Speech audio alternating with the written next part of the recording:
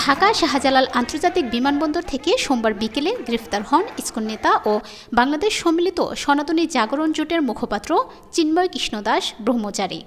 চট্টগ্রাম নগরের new market মোড়ে স্বাধীনতা স্তম্ভে জাতীয় পতাকা অবমাননার মামলায় তাকে গ্রেফতার করা হয়। এরপর থেকেই এই ঘটনার প্রতিবাদ ও নিন্দা জানায় ভারত ও দেশটির রাজনৈতিক দল বিজেপি। এখন প্রশ্ন হলো, কে এই চিন্ময় কৃষ্ণ দাস ব্রহ্মচারী, আর কেনই বা তাকে গ্রেফতার হতে হলো, কিংবা গ্রেফতারের পরে বা কেন চারদিকে এত আলোচনা সমালোচনা সৃষ্টি হলো। চিন্ময় কৃষ্ণ দাস আসল নাম ছিল চন্দন কুমার ধর। গত 5 আগস্ট ছাত্র জনতার অভ্যুত্থানের পর একাধিক সমাবেশের নেতৃত্ব দেন তিনি। তার দাবি, সনাতন ধর্মাবলম্বীদের উপর হওয়া নিপীড়নের বিরুদ্ধে প্রতিবাদ জানাতে এই সমাবেশ।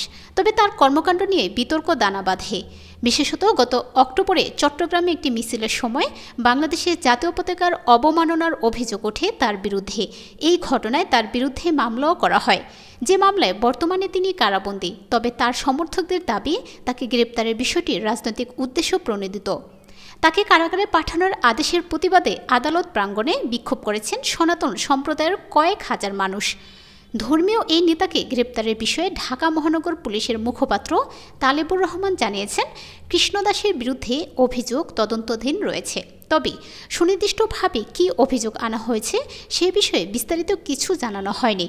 এদিকে কোনো সম্প্রদায়ের নেতা হিসেবে নয়, বরং রাষ্ট্রদ্রোহের অপরাধে ইসকনের বহিষ্কৃত নেতা চিন্ময় কৃষ্ণ দাস ব্রহ্মচারীকে গ্রেফতার করা হয়েছে বলে জানিয়েছেন যুব ও ক্রীড়া উপদেষ্টা আসিফ মাহমুদ সজীব ভূঁইয়া। তিনি বলেন, বাংলাদেশের স্বাধীনতা, সার্বভৌমত্ব ও রাষ্ট্রের বিরুদ্ধে কোনো ষড়যন্ত্র মেনে নেওয়া হবে না।